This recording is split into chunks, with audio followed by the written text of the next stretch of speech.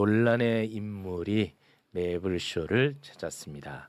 판사 출신 변호사 서민석 변호사 박수로 모시겠습니다. 네, 안녕하십니까?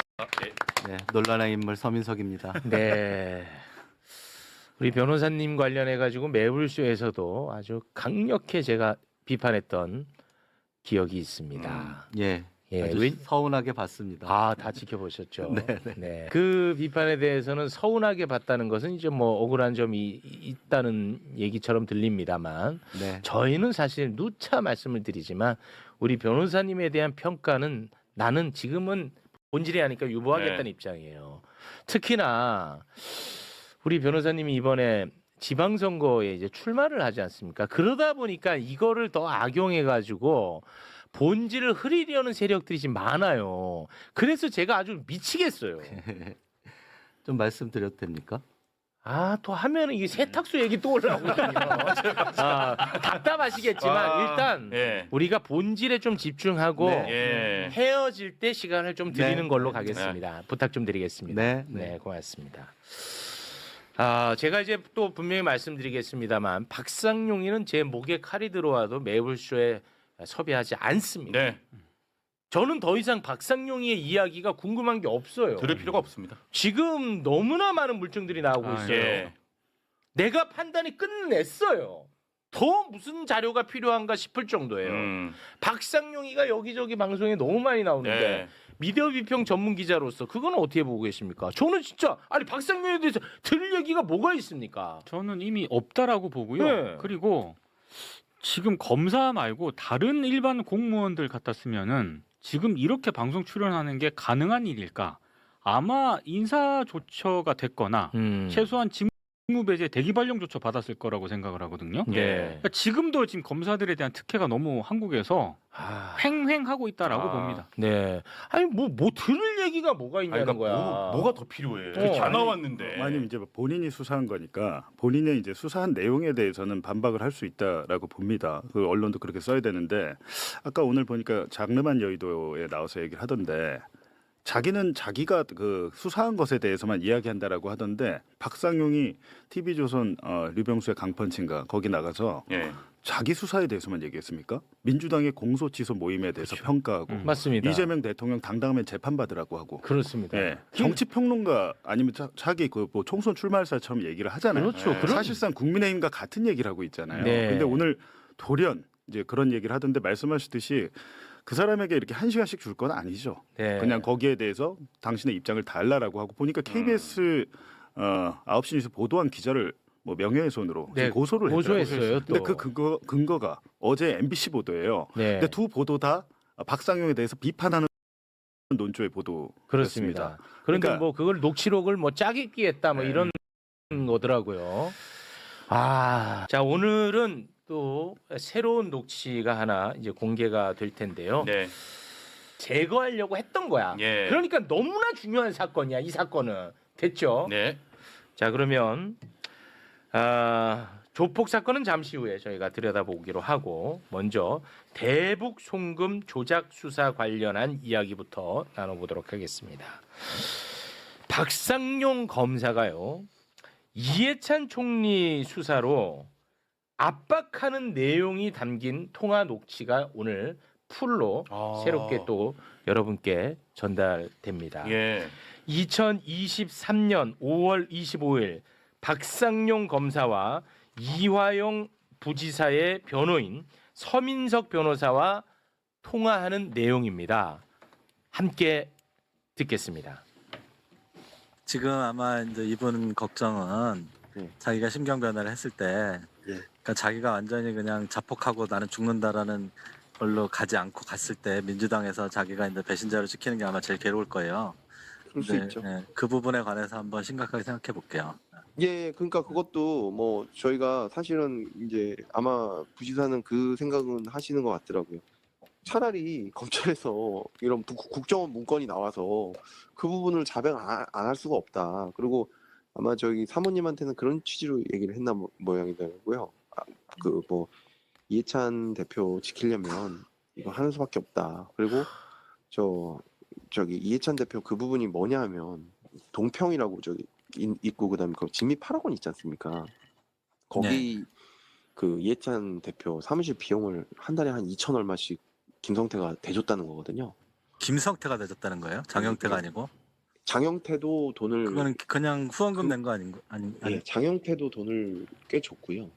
동시에 그리고 무슨 어떤 뭐 사무실도 저기 어떤 집도 하나 잡아줬고 그 다음에 김성태도 한 달에 2천만 원 이상씩은 계속 줬다는. 그 얘기는 내가 처음 듣는데. 예, 그거는 아마 잘 모르실 겁니다. 저희가 그거는 뭐 특별하게 한데 그거는 순수히 이해찬 씨 그 대표 퇴임하시고 나서 돈을 줬다는 거거든요. 그렇게 해서 그러니까 그런 건 싹 묻는다.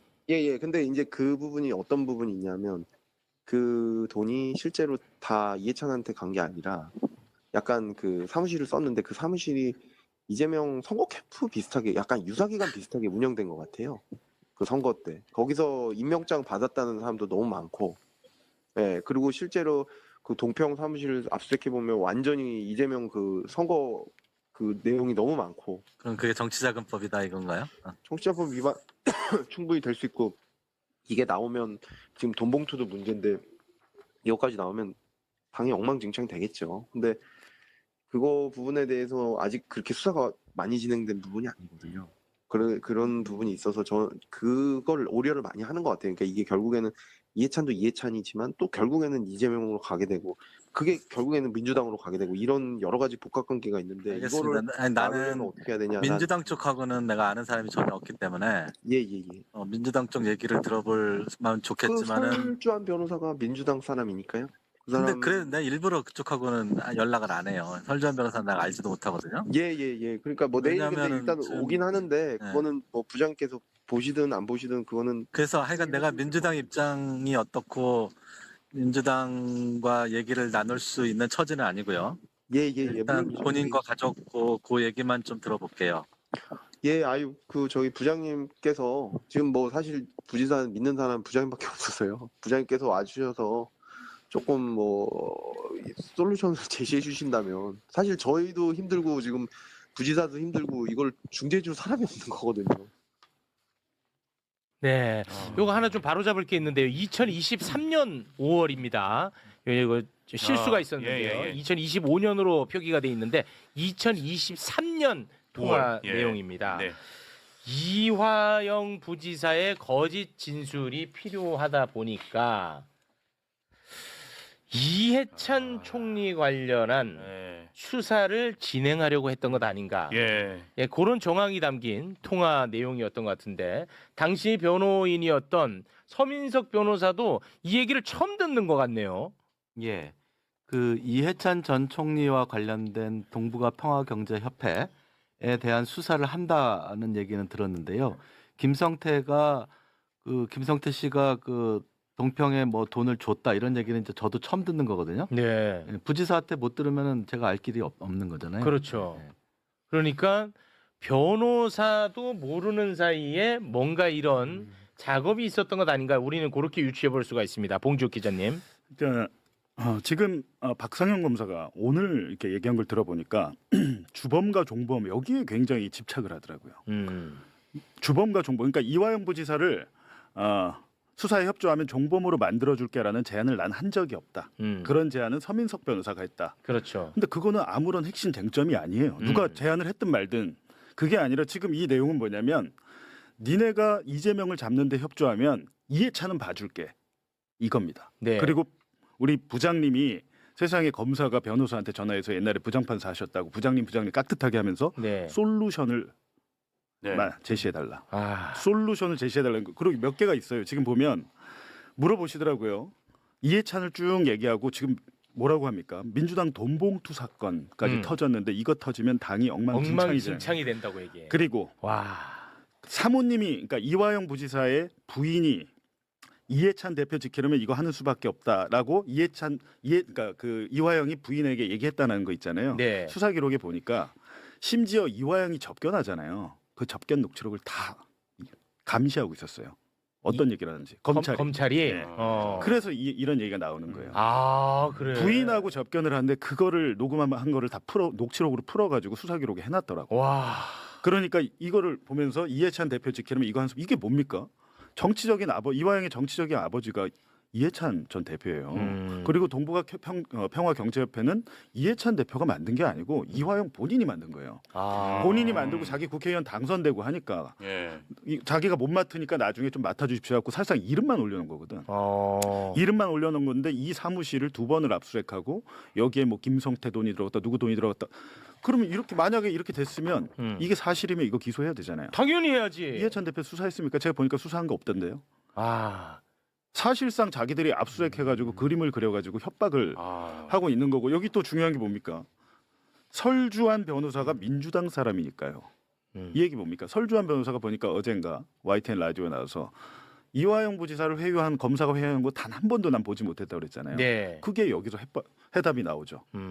설주한 앞에서 이 얘기를 했다가는 민주당이 보고가 될 거라고 이제 박상용은 생각을 했던 것 같아요.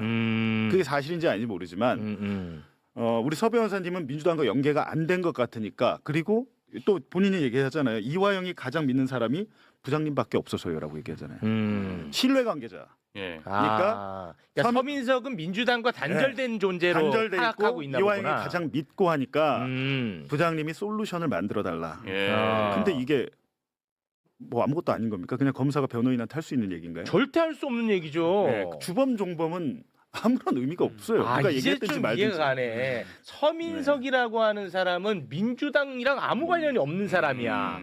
그때는 그랬죠. 그때 그랬잖아요. 예. 근데 만약에 지금 박상용 입장에서 이재명 잡아놓기 위해 가지고 회유가 들어가고 있다는 사실을 나도 모르는 사이에 민주당 사람이며 예. 만약 현근택 이런 사람이며 안 되지. 민주당에 이걸 들어가면 난리가 날 테니까 그래서 서민석을 공략했던 거네.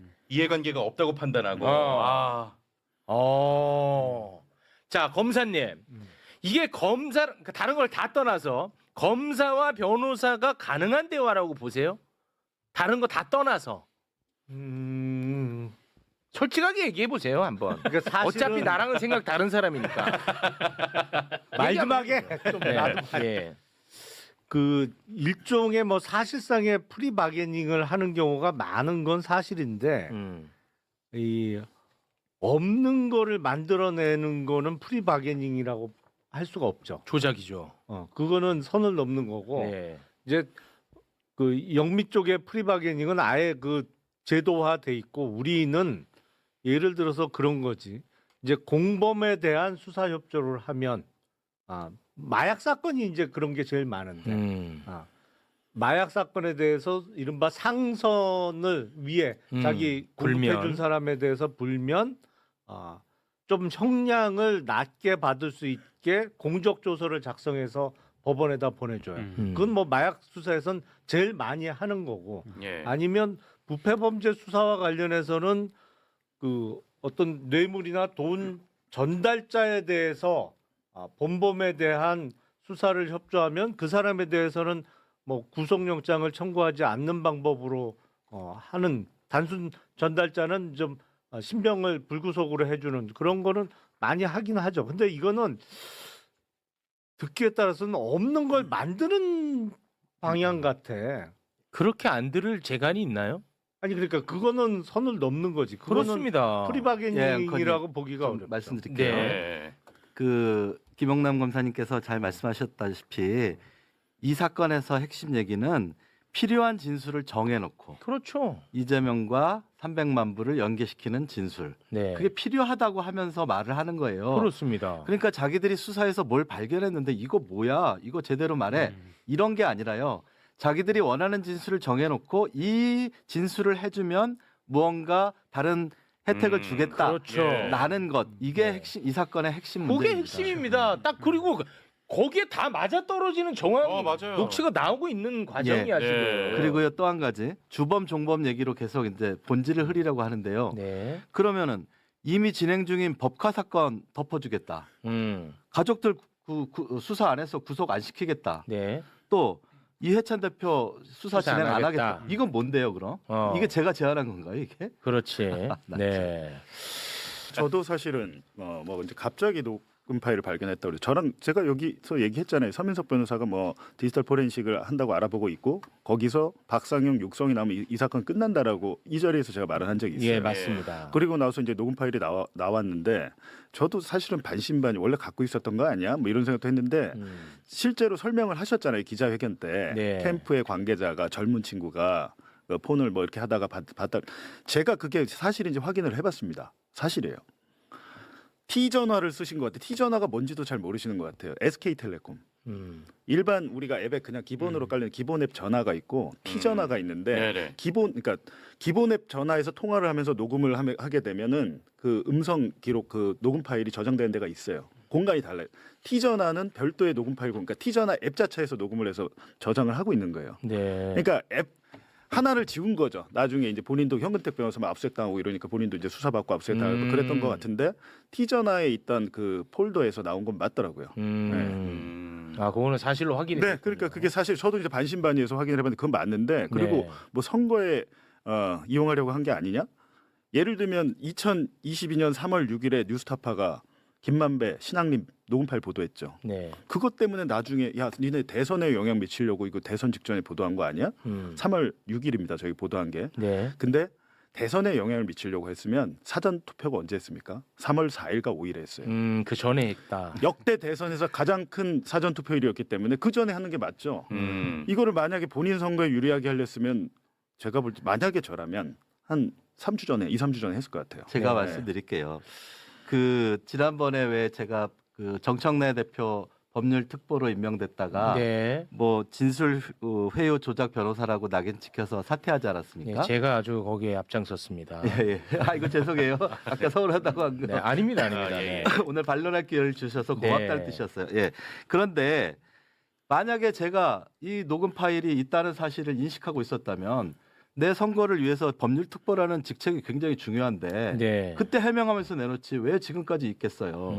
만약에 그리고 선거에 써먹으려고 했다면 경선 일정이나 경선 룰이 잡히기 전에 내가 써갖고 유리하게 써야지 경선 일주일 남겨놓고 이거를 하는 바보가 어디 있겠어요. 네.